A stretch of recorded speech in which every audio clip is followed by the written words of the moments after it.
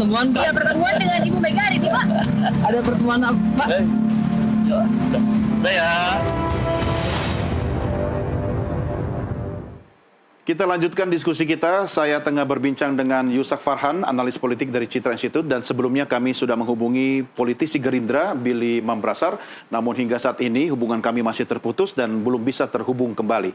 Pak Yusak, memang harusnya ada statement resmi dari politisi Gerindra ya. Tapi dari cuplikan tayangan kami tadi, Anda bisa membaca gesturnya Pak Dasko, kemudian Sekjen, ya kan, Gerindra. Sebenarnya itu mengonfirmasi ya bahwa ini pertemuan penting, sampai elit Gerindra itu hadir di situ. Meski kita tidak lihat wajah Presiden Prabowo, berarti menunjukkan pertemuan ini sangat penting dan segera dilaksanakan begitu. Anda membacanya gimana? Iya, signal pertemuan itu sebetulnya sudah dilempar oleh elit-elit kan sebelumnya. Bahkan kehadiran Mas Didit di open house-nya Bu Mega, saya kira kan mempertegas itu. Nggak mungkin Mas Didit nggak membawa pesan politik. Iya, kan? sebelumnya juga ulang tahunnya kan? Iya, Mas Didit adalah replika politik Pak Prabowo. Sehingga kehadiran Mas Didit di acara itu, saya kira ini juga membawa pesan politik Pak Prabowo juga. Dan memang kita melihat Pak Prabowo dan Bu Mega selama ini nggak pernah ada masalah kok. Iya, iya.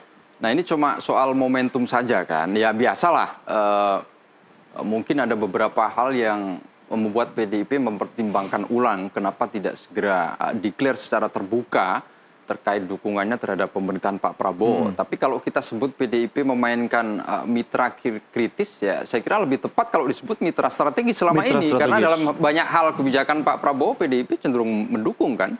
Seperti makan bergizi gratis dan lain sebagainya. Jadi saya kira pertemuan itu, kalaupun betul dilakukan, ini sekali lagi mempertegas dan mempertebal arah dukungan PDIP terhadap Pak Prabowo. Nah, karena ini pertemuan dua tokoh politik penting, ya sudah pasti membahas hal-hal politik. Ini kabar baik bagi Pak Prabowo atau Gerindra, tetapi bagi koalisi? Saya kira kita tidak melihat reaksi negatif dari partai-partai yang berhimpun di Kimples ya, dan sentimennya sangat positif. Artinya kalau PDIP masuk, kan pertanyaan apakah itu mengganggu lapak yang lain? Ya kan? Betul. Ya saya kira dalam sebuah politik akomodatif, ya tentu itu sudah dihitung juga oleh Pak Prabowo, baik oleh juga partai-partai politik yang berhimpun di Kimples. Nah sejauh ini saya tidak melihat ada sentimen negatif atau keberatan dari partai-partai politik lain, karena kepentingan nasional saya kira jauh di atas segalanya. Kalau PDIP masuk mendukung, ya saya kira ini modal politik yang luar biasa besar bagi Pak Prabowo. Tapi apa memungkinkan terjadi reshuffle dalam kondisi seperti sekarang ini? Misalnya harus menggusur lapak yang lain.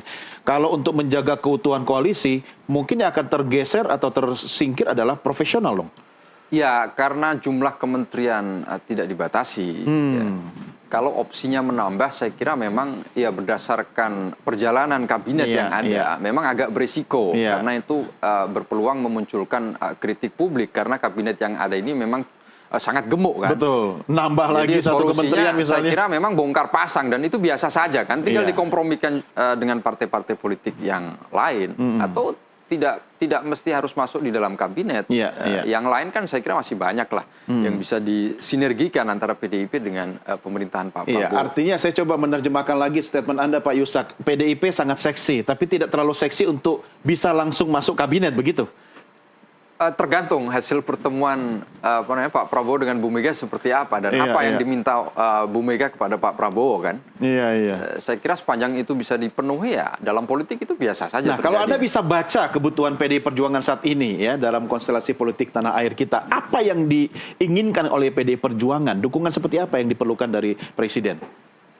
Kalau soal persamaan ideologi hampir nggak ada bedanya antara PDIP dengan nasionalis semua. Partai nasionalis semua. Kedekatan personal Pak Prabowo dengan PDIP dengan Bu Mega juga nggak ada masalah, nggak ada jarak kan. Kenapa PDIP juga ada kepentingan masuk ke dalam? Ya kan ada plus minusnya kan antara di luar dengan di dalam. Dulu zaman PSBY, PDIP sangat strong memainkan peran vital sebagai oposisi, 10 tahun loh. Dan mereka berhasil memetik insentif elektoral dengan kemenangan di Pileg 3 kali setelah berpuasa 10 tahunan. Nah, tapi kalau sekarang ini berada di luar, ya saya kira PDIP akan ditinggal rame-rame, ketinggalan kereta, dan ya nyaris tidak akan mendapatkan apa-apa. Ya, tentu kan ini risiko yang harus dihitung juga oleh PDIP ketika berada di luar, sehingga menurut saya tidak menguntungkan. Beda kalau kemudian berada di dalam karena posisinya yang sangat seksi itu. Ini soal angka kepercayaan publik kepada pemerintahan Presiden Prabowo yang memang sangat positif, cukup tinggi begitu. Ya, survei terakhir kan begitu ya. Ya soal gelombang demonstrasi dan lain sebagainya ya, saya kira itu wajar dalam konteks karena ini kan perjalanan awal dan ini tidak lepas dari pola komunikasi publik yang dibangun oleh pemerintah terhadap masyarakat. Saya kira terakhir pertemuan Pak Prabowo dengan beberapa pemimpin redaksi ya ini membawa sentimen positif juga kan. Banyak persoalan-persoalan yang kemudian menyumbat di alam pikir masyarakat ini clear dengan penjelasan Pak Prabowo dan banyak hal kan yang dijelaskan oleh Presiden langsung. Makanya catatan ke depan mestinya memang Presiden ini memiliki tim komunikasi publik yang baik. Ya kalau sudah ada kantor komunikasi kepresidenan, saya kira PR ke depan adalah memperbaiki pola komunikasi publik yang baik. Nah, itu dia. Jadi mereka harus bisa menyelami pikiran-pikiran Pak Prabowo yang visioner. Ya, justru itu, jadi semacam sebuah anomali ketika kita membaca bahwa di era Presiden Prabowo sudah ada kantor komunikasi presiden yang khusus menangani komunikasi kepresidenan begitu kan. Tapi ternyata masih ada miskomunikasi, kemudian kurangnya edukasi publik dan sebagainya. Apakah karena semua bermuara kepada sosok seorang presiden sehingga distribusi komunikasi itu menjadi terhambat atau Anda melihat ada obstacle apa sebenarnya? Makanya kalau saya boleh katakan, kantor komunikasi kepresidenan hari ini justru yang ada membebani Presiden Prabowo karena tidak mampu menampilkan performa komunikasi publik yang baik dan cenderung tidak memahami anatomi sosiologis masyarakat. Masuk pertemuan Tuku Umar ini. Ya.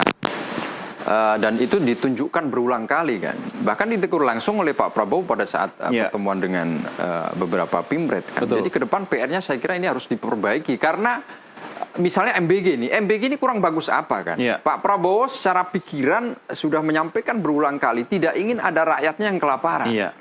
Kok bisa didemo oleh mahasiswa? Berarti kan ada mispersepsi di situ kan, ketidakmampuan tim komunikasi kepresidenan dalam menyampaikan pesan politik yang mudah dipahami oleh masyarakat. Karena itu tadi, pertama tim komunikasi kepresidenan tidak atau belum menyelami pikiran-pikiran Pak Prabowo. Sebenarnya kalau baca buku Paradok Indonesia dari awal sampai akhir, intinya itu kan bagaimana Indonesia bisa berdaulat di seluruh sektor kan. Betul. Itu yang harus dibaca secara cerdas. Jadi kantor komunikasi kepresidenan, termasuk kabinet yang ada, ini memang harus akselerasi dengan cepat. Bagaimana menerjemahkan pikiran-pikiran Pak Prabowo ke dalam regulasi-regulasi yang linear yang mendukung kan. Tahan di situ dulu Pak. Menjadi beban. Ini menarik, tapi kita akan lanjutkan di segmen berikutnya. Pemirsa, kami segera kembali sesaat lagi.